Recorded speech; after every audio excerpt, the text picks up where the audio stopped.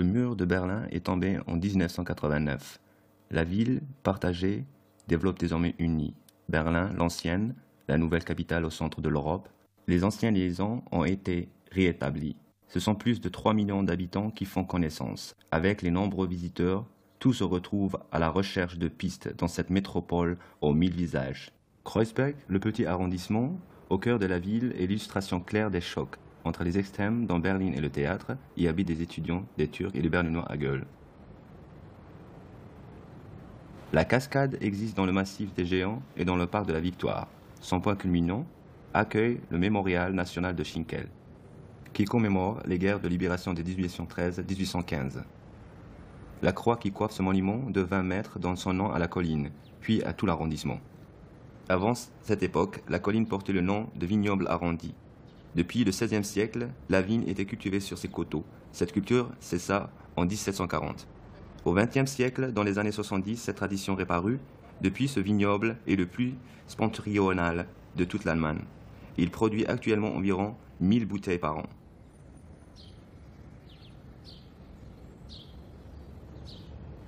Il est mis en bouteilles, conservé dans les caves de gouvernement de Hesse, mais il est impossible d'acheter ce rare breuvage. Il est servi uniquement à des invités de ville triés sur le volet. Les arrière-cours et leurs milieux sont caractéristiques de Berlin, mais ceci se fait de plus en plus rare. Une des plus belles cours reste Riemers Hofgarten dans la Rockstraße. Lorsqu'on flâne dans cet ensemble du début du siècle, on se retrouve dans la belle époque. Même l'architecture moderne ne détruit pas l'harmonie générale. Une promenade dans les impressionnants cimetières du Mérindam devient également une expédition passionnante dans le passé. Ils reposent là dans des tombeaux aux riches ornements, ceux qui écrivirent l'histoire ou à propos desquels on écrivit. Bâtisseurs, légendaires, inventeurs de génie, de nombreux artistes. Nous rencontrons aussi l'art dans la nouvelle galerie nationale, à 2 pas de la Philharmonie et de la salle de musique de chambre. La construction d'acier et de verre fut conçue par Mies van der Rohe. Le sous-sol accueille des œuvres des 19e et 20e siècles. Le rez-de-chaussée, des expositions d'artistes contemporains. À l'extérieur, la sculpture 4/4 dans un quart de l'américain George Riquet. Les caddias coulés dans le béton de l'artiste Wolf Hostel déclenchèrent d'abord des remous, mais elles sont désormais tolérées. Elles se dressent toujours Rathenauerplatz, au milieu du trafic qui vrombit. L'art dans les lieux publics, avec vue sur l'église du Souvenir, cette sculpture a un emplacement marquant, juste devant Europa Center de Karl Pepper. L'intérieur est impressionnant. Le centre commercial, avec plantes et jeux d'eau, propose de nombreux restaurants, cafés avec musique live, un cabaret, un hôtel et environ 100 commerces avec 1,8 km de devanture sur 3 niveaux. Des services de tout type 24 heures sur 24.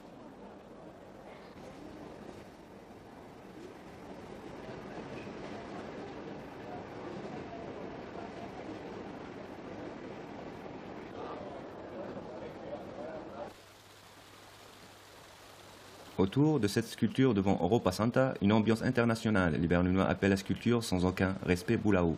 Occasion de loisirs en plein centre-ville au point de rencontre des touristes attirés par l'église du Kaiser Wilhelm Gedächtniskirche.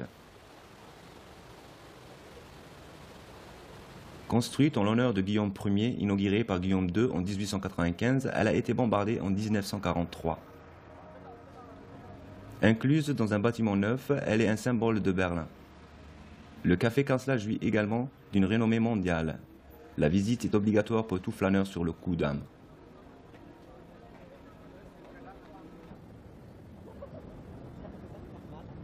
Le Kurfürstendamm doit son nom au prince-électeur Joachim II, qui fit établir ici, au XVIe siècle, une piste cavalière vers le château de Grunewald. Otto von Bismarck, ancien envoyé prussien à Paris, voulait s'inspirer des Champs-Élysées, transformer ce chemin d'un rondin en un grand boulevard. Il se battit pendant 10 ans pour que cette zone soit mise en valeur.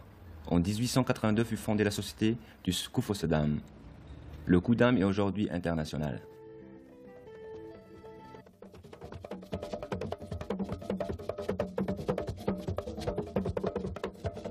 La nuit, le Ku'damm scintille d'une lumière d'une grande séduction. Berlin était déjà connu dans les années 20 pour sa vie nocturne agitée. Des bistrots en sous-sol, des salles, Café Bauer, Antenne Linden, et de vastes cafés avec jardin étaient prissés. Aujourd'hui, les dimois sont moindres, même dans les cafés sur les rues. Les vrais Berlinois se trouvent plus rarement sur le Kudamm le soir. Ils préfèrent se retirer dans leur café habituel.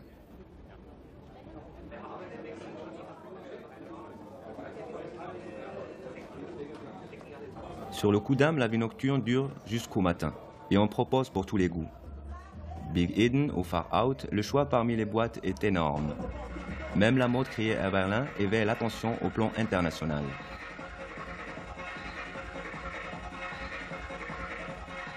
Le nouveau cœur de la ville bat à Potsdamer Platz. 40 ans après la guerre, un lieu s'érige sur le terrain vague situé entre l'Est et l'Ouest, qui doit renouer avec un passé glorieux.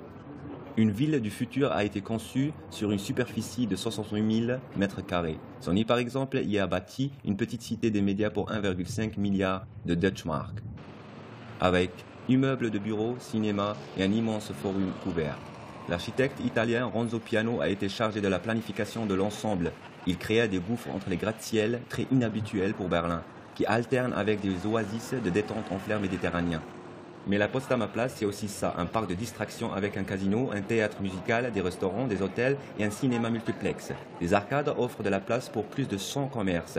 Ils sont répartis sur 3 niveaux de vente. Voici la place du marché de ce nouveau centre.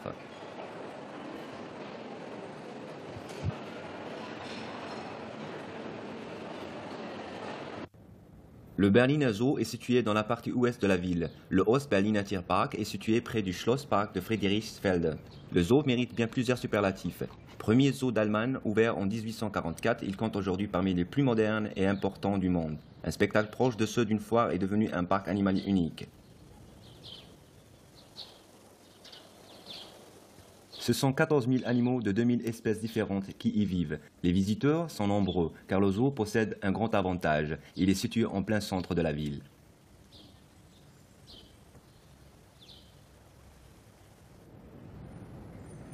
La gare du même nom est gare de transit vers Varsovie et Moscou, ou terminus pour de nombreux visiteurs. Les S-Bahn passent toutes les minutes. Ces trains relient les quartiers périphériques au centre et contribuent, avec les métros, à alléger le trafic dans le centre. De telles images sont rares car la vie bat son plein dans cette métropole. Que ce soit sur la place devant le cinéma Zoopalast ou bien à la Winterbergplatz avec sa gare de métro, joyeuse d'architecture, elle fut la première gare de métro de la ville classée monument historique.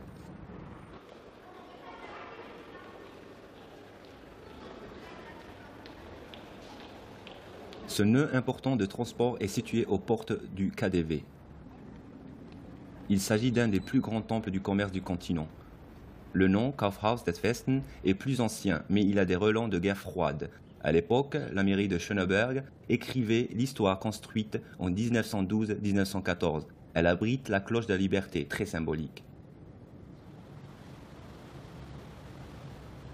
On ne saura jamais vraiment comment l'ours est devenu le symbole de la ville. Il apparaît en 1218 pour la première fois dans le sceau de la Guilde des fourrures. Une autre mascotte est depuis impensable pour la ville de Berlin. L'amour immodéré des Berlinois pour les animaux se concrétisa en 1950 avec la création d'un cimetière pour animaux à Lankwitz. Canaris, tortues, hamsters, chats ou chiens, les chers compagnons trouvent ici le repos éternel.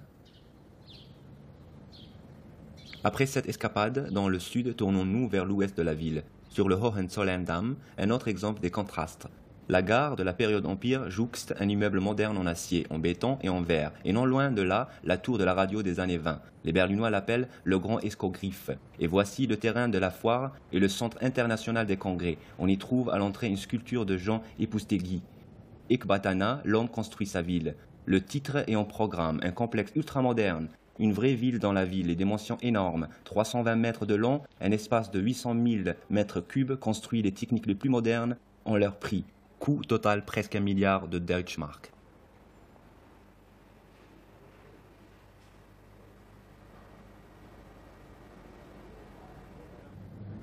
Au nord du centre des congrès ICC à la lisière nord de Grunewald se trouve le stade olympique. Il peut accueillir 76 000 spectateurs.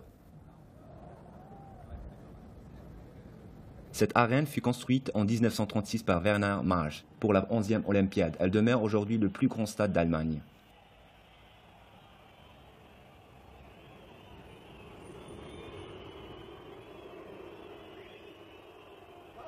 Les buts de Hertha BSC, club de grande tradition, y sont chaleureusement fêtés. Mais on n'y acclama pas uniquement des événements sportifs, ces plaques commémoratives documentent hauts et bas du stade.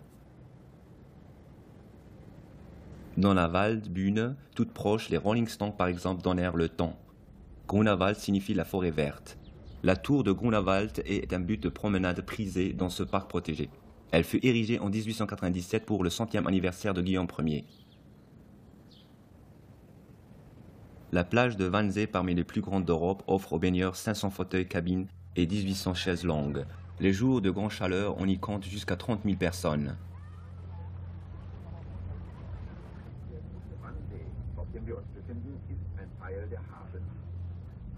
Les vapeurs et les bateaux de ligne desservent toutes les îles de la Havel et bien sûr l'île au pont.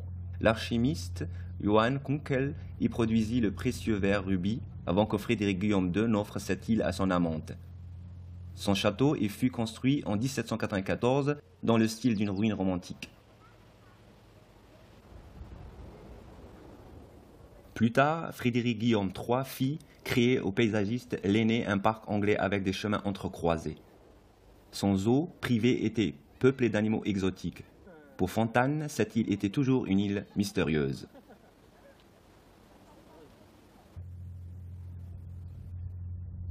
Quelques minutes en aval, voilà la magie du parc de Glienicke, conçu également par l'aîné comme parc d'aventure. Ses panoramas toujours différents et ses bâtiments de style variés surprennent. Les formes classiques caractérisent le château avec sa fontaine au lion, transformée par Schinkel. L'harmonie entre architecture et paysage font de l'ensemble une œuvre d'art de niveau européen.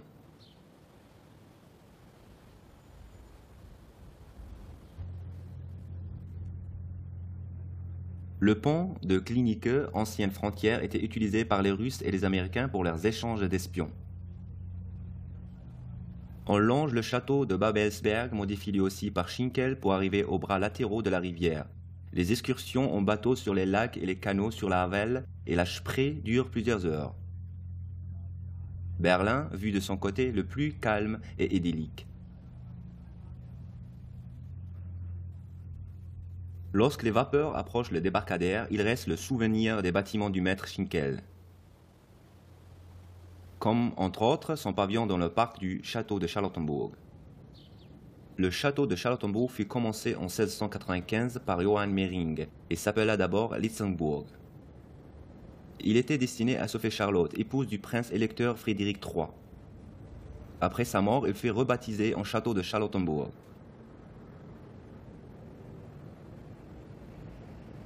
Un chef-d'œuvre baroque se trouve dans la cour d'honneur. En 1698, Andreas Schlüter créa le monument au grand prince électeur. Son fils, Frédéric, après son sacre comme premier roi d'Allemagne, chargea Eosander von Goethe d'une décoration fastueuse. Ses successeurs, Frédéric le Grand et Frédéric Guillaume II, chargèrent les bâtisseurs Knobelsdorff et Langhans de poursuivre la construction. Un parc immense invite à la flânerie derrière le château. Le musée égyptien se trouve directement en face du château. Son joyau le plus connu est sans aucun doute le buste de Nefertiti. La grâce des sculptures peintes en calcaire vaut déjà la visite.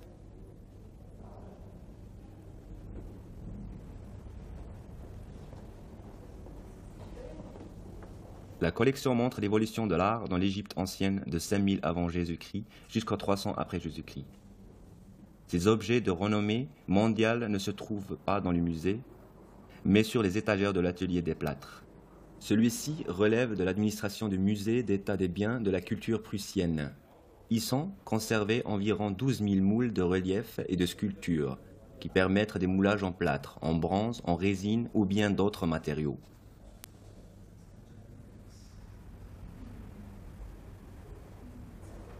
Le plus souvent, l'empreinte a été prise directement sur l'original. Lorsqu'on fabrique ici une œuvre de Michel-Ange, l'acheteur n'achète pas un faux, mais une réplique exacte de l'original. Les plâtriers et les stucateurs sont chargés de ces fabrications.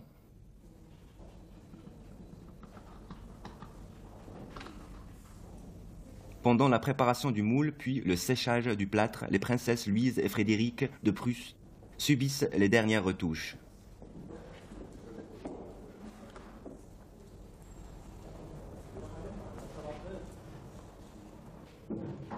Ensuite, on libère le plâtre du moule avec précaution, puis on le polit. La dernière étape, une peinture authentique garantit que seuls des spécialistes pourront distinguer la réplique de l'original.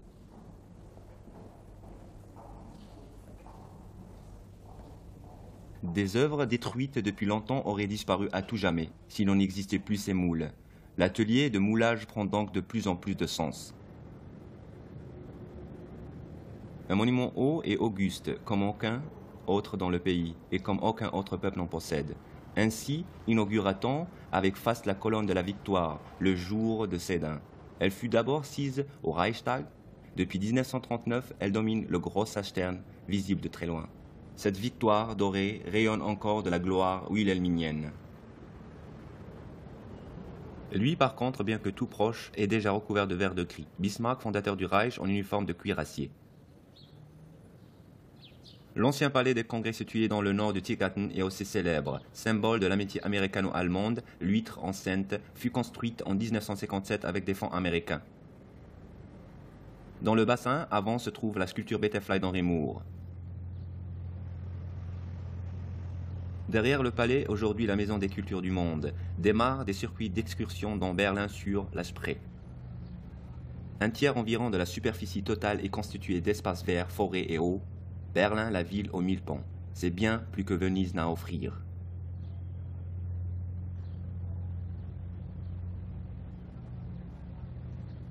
Une traversée idyllique du centre-ville en bateau. Où est-ce possible? À Berlin. Dans l'ancienne forêt des rives de la Spree, le Tiergarten actuel, Frédéric II utilisa la situation prédestinée pour construire un château. Il le fit construire en 1785 pour son frère Ferdinand. Il le baptisa à juste titre Bellevue. Ce château est aujourd'hui la résidence officielle du président de la République. La Spree permet une vue imprenable sur la nouvelle chancellerie. C'est là, dans ce coude de la Spree entre le château de Bellevue et le Reichstag, que se trouve le nouveau quartier du gouvernement. Les politiciens et autres habitants de Tiergarten apprécient la double qualité de ce quartier. Ils habitent dans le centre et leur lieu de détente est à leur porte. C'est l'artiste paysagiste Lenné qui façonna cet immense parc. Les conséquences fâcheuses de la Deuxième Guerre mondiale sont presque invisibles pendant l'été. Le Tiergarten est le lieu de détente numéro 1 de Berlin. Un havre de paix en plein cœur d'une métropole intense.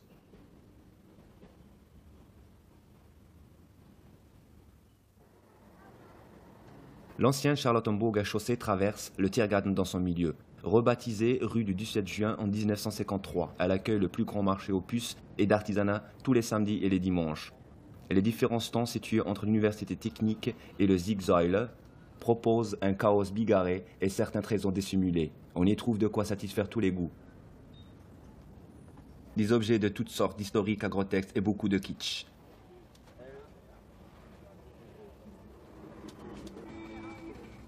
Ce marché attire les touristes tout autant que les Berlinois.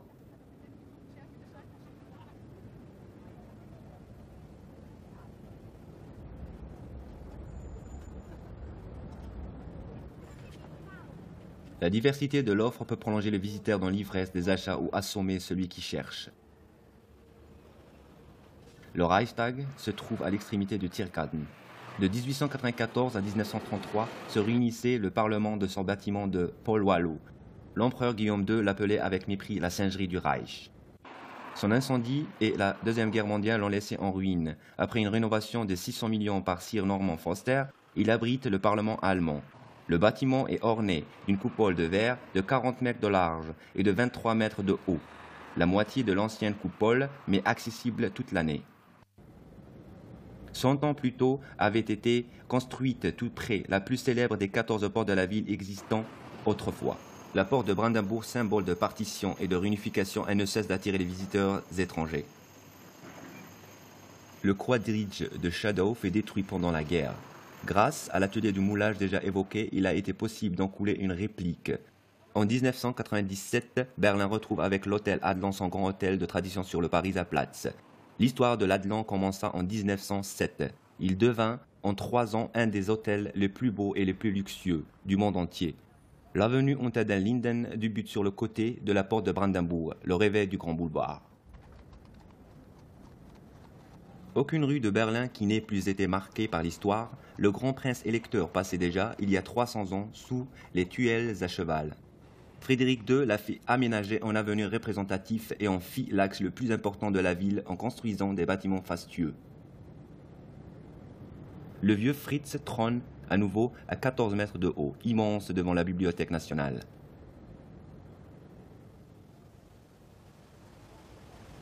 Pour les étudiants entre autres, la Bibliothèque nationale allemande est une mine presque inépuisable. Elle compte plus de 5 millions de livres, d'incunables, des autographes et aussi des partitions de valeur, par exemple la 9e symphonie de Beethoven.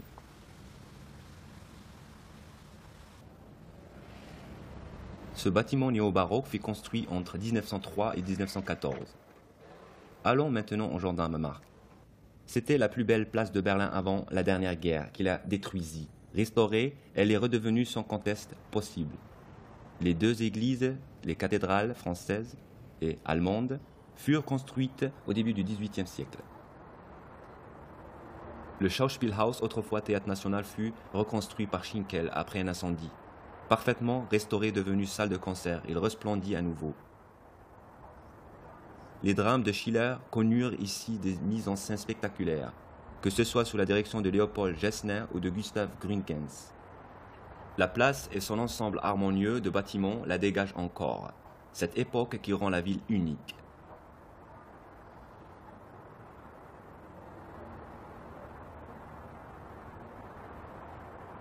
La cathédrale française abrite un petit musée huguenote et le café de la Tour, qui offre une vue merveilleuse et de bon vin. Mais revenons sous les tilleuls. Une petite pause à une des nombreuses terrasses. Boire et être vu. Impression d'un grand boulevard.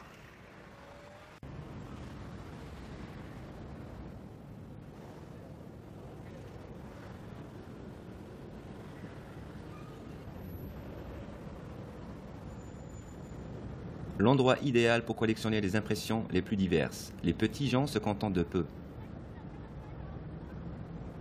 Les grands sont attirés par la porcelaine de Meissen.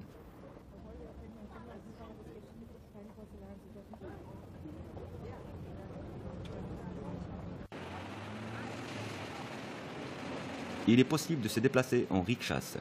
Par exemple, jusqu'aux Galeries Lafayette, dans la Friedrichstraße, la rue s'est métamorphosée depuis la réunification. Un nouveau lieu de flânerie a été créé en plein centre-ville. La mise en scène de la mode et l'architecture originale du français Jean Nouvel ne doivent en aucun cas manquer au programme. Les Galeries Lafayette sont mitoyennes au passage de Friedrichstadt, reliées entre eux par une zone piétonne souterraine. Des créateurs de renommée mondiale font de la haute couture pour dames et des articles de luxe pour hommes.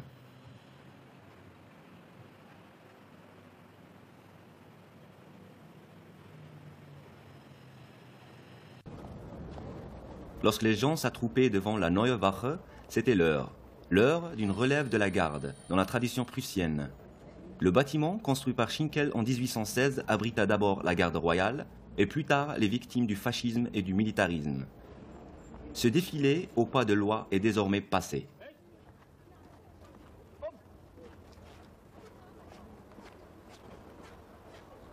La flamme éternelle s'est éteinte dans la Neue Wache. Elle a été remplacée par une sculpture de Käthe Kollwitz, une mère et son fils morts. Elle fait office de lieu commémoratif central de la République allemande, dédié aux victimes des guerres et de la violence. Les soldats de l'armée populaire nationale se dirigeaient vers le bâtiment dont venait la relève, le Zeughaus. Le plus ancien bâtiment d'Unter den Linden est un des édifices baroques les plus importants du nord de l'Allemagne. Il fut commencé en 1619 sous la direction de Johann Hering. Ce bâtiment, au cours des siècles, servit d'arsenal, de musée aux trophées, de musée d'armement et de panthéon. Le musée de l'histoire allemande y élut domicile dans les années 50. Il s'appelle aujourd'hui le musée historique allemand. La plupart des cafés avec terrasse sont situés là, près du Schlossbrücke, comme le café de l'Arsenal ou en face le café de l'Opéra. Après avoir bu au café, on va le soir à l'opéra. Un attelage à 6 chevaux amène à Frédéric le Grand, en 1743, à l'inauguration de Deutschen Staatsoper par le chemin de sable. Le roi de Prusse avait 2 ans plus tôt chargé le maître bâtisseur Knobelsdorff de construire ce bâtiment représentatif. Il fut un des premiers théâtres ne dépendant pas d'un château. L'opéra brûla entièrement un siècle plus tard et fut construit par Langhans. Il fut entièrement détruit par la dernière guerre. Sa rénovation réussie fut fêtée le 4 septembre 1955 avec les maîtres chanteurs de Wagner.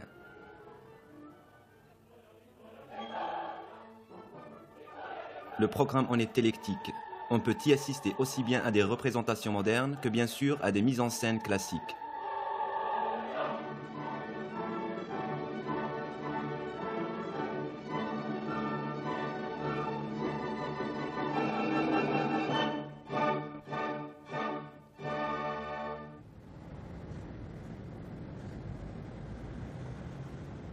À côté de l'opéra se dresse le Berlin Palais, appelé autrefois Kronprinzenpalais. Il forme avec l'Arsenal la fin du boulevard historique. Celui-ci conduit après le Schlossbrücke à Alexanderplatz et s'appelle alors Karl-Liebknecht-Straße. Deux mondes s'affrontent même sur le plan architectural.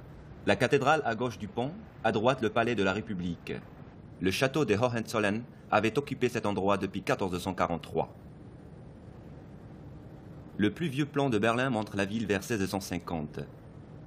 Les deux villes, Berlin et Cologne, s'unirent en 1307 puis se séparèrent à nouveau pour se réunir définitivement en 1709. Il existe encore des restes du mur d'enceinte datant du XIIIe siècle, mais le château fut détruit. On construisit un palais à sa place. L'Assemblée populaire de la RDA est siégée, et le palais de la République devait impressionner. Mais les citoyens de la RDA se montrèrent peu enthousiastes. Ils baptisèrent le colosse magasin de lampes Donneker. Les portes en sont closes et les lumières définitivement éteintes à cause de la présence d'amiante. Les urbanistes n'ont pas encore décidé si le château sera reconstruit ou si un bâtiment entièrement nouveau sera érigé. Lors des festivités nocturnes de la réunification sur la place Max Angel, le palais n'avait plus qu'un rôle de décor.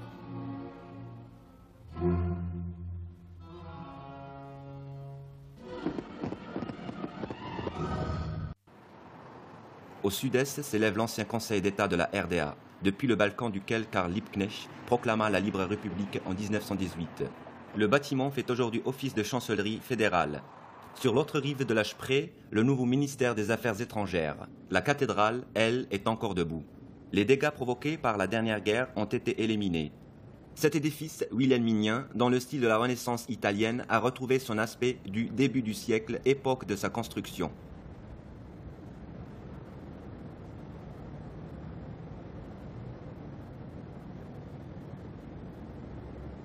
Au nord de la cathédrale, entre deux bras de la Spree, un complexe de musées important qui porte le nom d'île au musée. L'ancien musée, chef-d'œuvre classique de Charles Friedrich Schinkel, fut le premier musée de Prusse. Il accueille le cabinet d'estampes et une collection de dessins. Devant l'entrée, la plus grande coupe en granit jamais sculptée dans la pierre.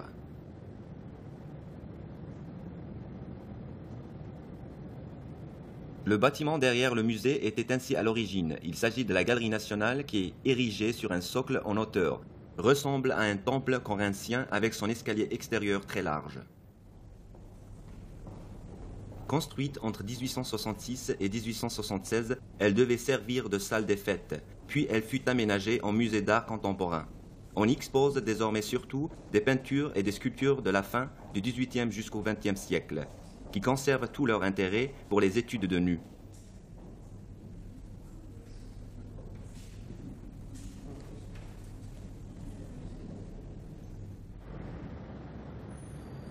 Alexandra Calandrelli est l'auteur de la statue en bronze représentant le roi Frédéric Guillaume IV à cheval.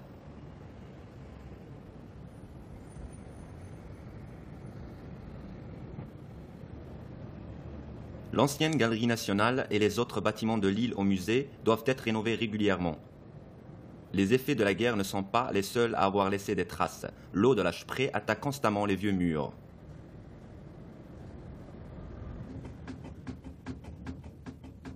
Le S-Bahn qui traverse l'île à grand fracas secoue sans cesse les fondations. Le musée de Pergame est au centre de l'île. Son attraction principale est l'hôtel de Pergame, reconstruit au cœur du musée. Ce chef-d'œuvre hellénistique fut construit entre 180 et 160 avant Jésus-Christ, en hommage à Zeus et Athéna, déesses protectrices de Pergame. Plus de 100 personnages, plus grands que nature, représentent des scènes dramatiques, le combat des dieux contre les géants. D'une longueur de 120 mètres, il s'agit du plus long bas-relief de la Grèce antique parvenu jusqu'à nous. Il recouvrait tout le socle de l'autel à l'exception de l'escalier extérieur.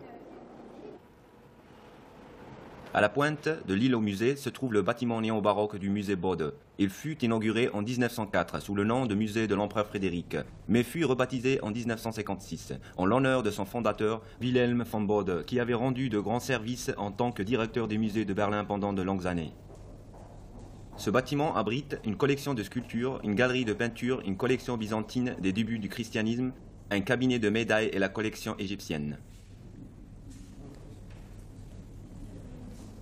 Cette dernière contient des membres de la famille pharaonique, du roi Akhenaton à la reine Néfertiti. Presque tous ces bâtiments étaient en ruine après la Première Guerre mondiale. Certains furent définitivement gommés du paysage. La destruction des ruelles du centre du vieux Berlin était épouvantable. Dans le quartier Nikolai, on reconstruisit le plus vieux bâtiment sacré de la ville, l'église Nikolai, construite autour de 1220.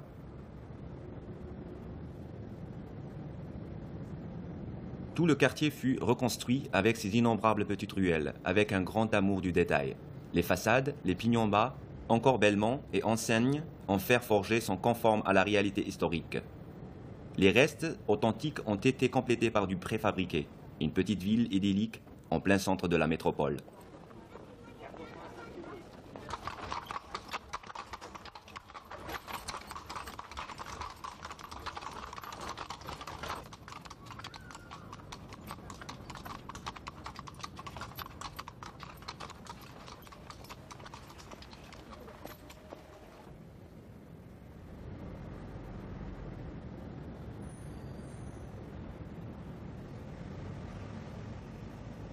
Dans la Waisenstraße, à proximité du tribunal communal, il y a un bâtiment dans son état original de 1621, le plus vieux café de Berlin, bien nommé zur letzten Instanz. Réconfortait autrefois les personnes affaiblies par les procès et aujourd'hui les notabilités et les touristes. Qui n'apprécie pas la cuisine lourde a une bonne adresse à disposition sur le Märkischer Ufer. L'ancienne maison de maître des industriels du tabac Ermeler se trouvait à l'origine dans la Breite Straße, un des grands boulevards de Berlin. On l'a démoli et on l'a reconstruite ici. Cet édifice baroque à l'intérieur rococo propose des plaisirs raffinés dans plusieurs salles de restauration à l'ambiance feutrée.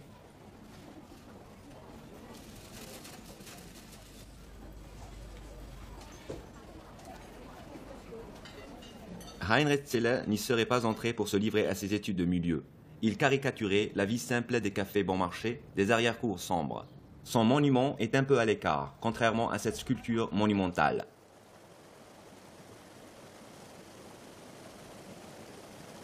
La fontaine de Neptune se trouve dans la Spandauer Straße, entre l'église Sainte-Marie et la mairie. Le dieu des mers est entouré de sa cour et de 4 personnages féminins représentant le Rhin, l'Elbe, l'Oder et la Weichsel. En 1888, la ville offrit cette fontaine à l'empereur Guillaume II, que Reinhold Beger finit en 1891.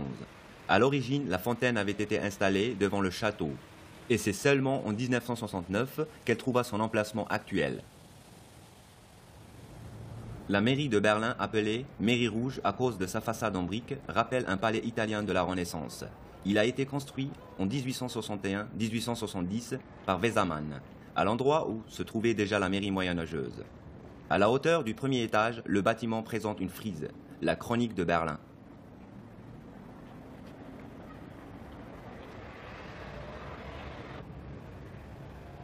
L'église Sainte-Marie, église gothique située directement en face, est un des édifices les plus anciens de la ville. De nombreux visiteurs de l'ouest et de l'est animent le large cercle qui est l'Alexanderplatz. Les paysans des quartiers extérieurs de la ville offrent leurs marchandises sur les marchés hebdomadaires.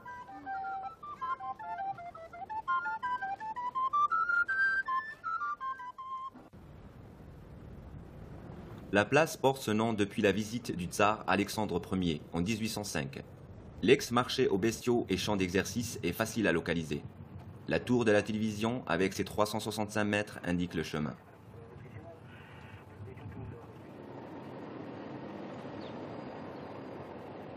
La gare d'Alexanderplatz en verre est d'une grande élégance.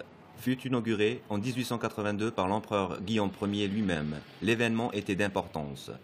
Le premier S-Bahn fut lancé et les Berlinois modernes étaient fort fiers de ce moment de transport de banlieue le plus rapide du monde.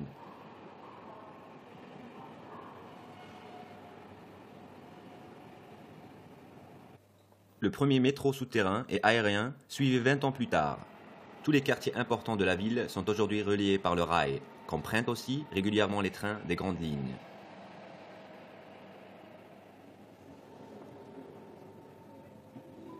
L'Alexanderplatz se poursuit à l'est de la gare.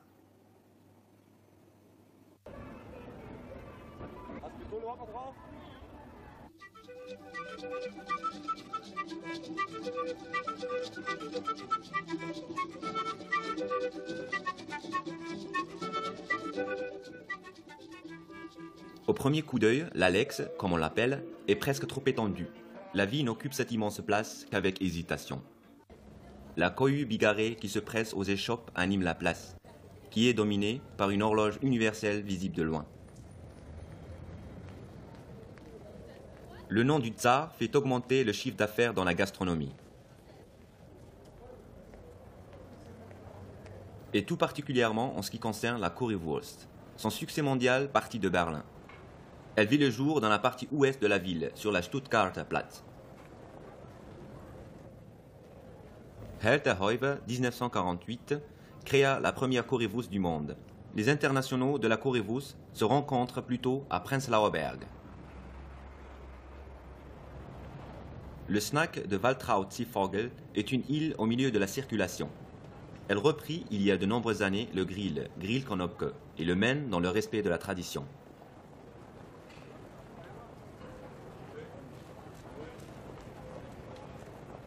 Ces currywursts ont la meilleure réputation.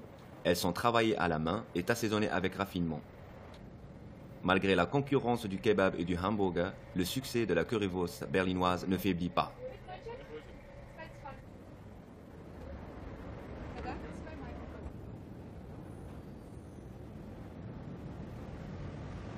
Revenons de Prenzlberg dans le centre-ville. Près de la gare Friedrichstraße, le théâtre sur le Schiffbauer Damm. C'est ici qu'eut lieu la première de l'opéra de Kattesu de Brecht en 1928. Ce théâtre devint après 1954 le lieu de représentation de Berliner Ensemble, que Brecht et Helene Weigel avaient fondé.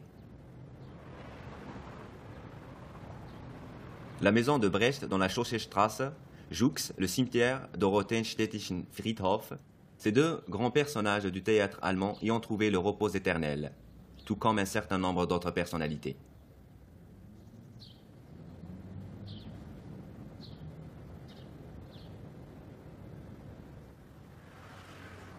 Chaque soir, dans la Friedrichstraße, se remplit la grande salle du Friedrichstadtpalast, qui compte presque 2000 places.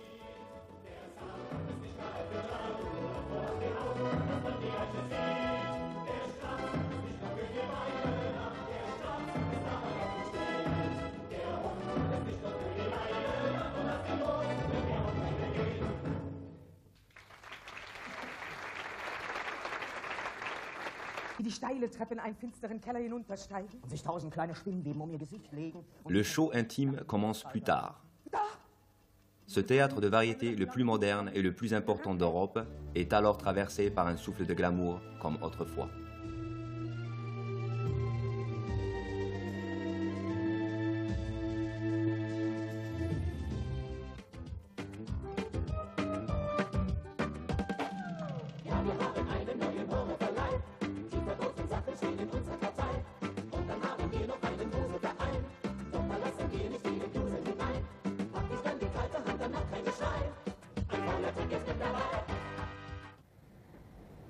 À quelques pas, le pont Weidendammer sur la Spree, c'est sous aile de l'aigle prussien que Théodore Fontane se fiança avec Émilie Gouanet.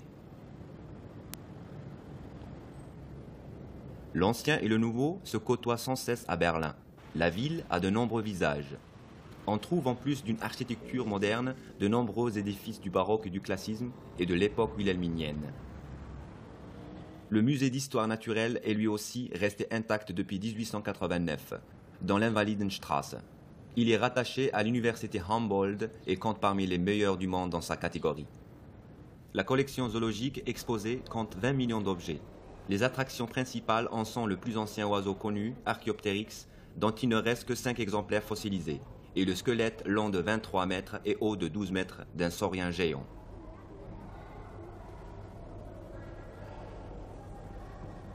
La plupart des squelettes viennent de l'Est de l'Afrique, mais pas cet objet. Il s'agit d'un squelette provenant du musée du chien de Berlin-Blankenburg. 20 000 objets exposés dans cette salle. Le chien le plus grand et le chien le plus petit. Des quadrupèdes en porcelaine ou bien en savon. De vieilles photos de chiens, arbres généalogiques, médailles, carnets, les vitrines d'exposition débordent d'objets. Ceci se trouve aussi dans ce musée. Une attestation d'examen concernant un teckel.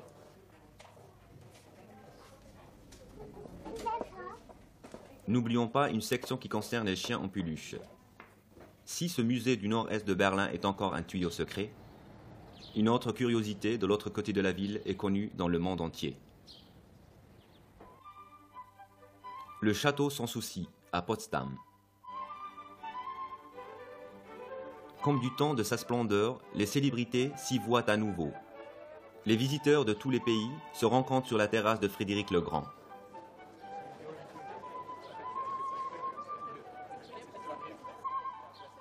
Sans souci, le roi de Prusse francophile souhaitait y vivre sans souci et en paix. Il esquissa lui-même le château de ses rêves, que le maître Georg Wenceslaus von Knobelsdorff réalisa entre 1745 et 1747. Il est situé dans un parc de 280 hectares qui conduit au bâtiment rococo par 6 terrasses dans le style français. Les jardins offrent des vues variées sur les sculptures en marbre, le nouveau palais avec les grottes et la galerie de marbre, l'orangerie, une maison de thé chinoise, la colline de ruines, la maison du dragon, le temple antique, les bains romains et d'autres bâtiments construits au goût des époques.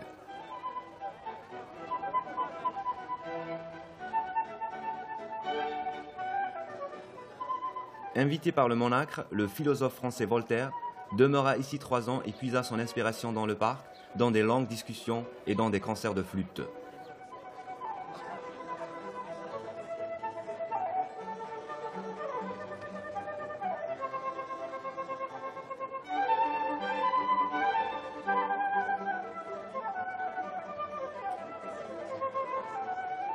Lorsque Fritz mourut, atteint de goutte, le 17 août 1786, il ne se doutait pas que Berlin vivait une deuxième renaissance après 200 bonnes années.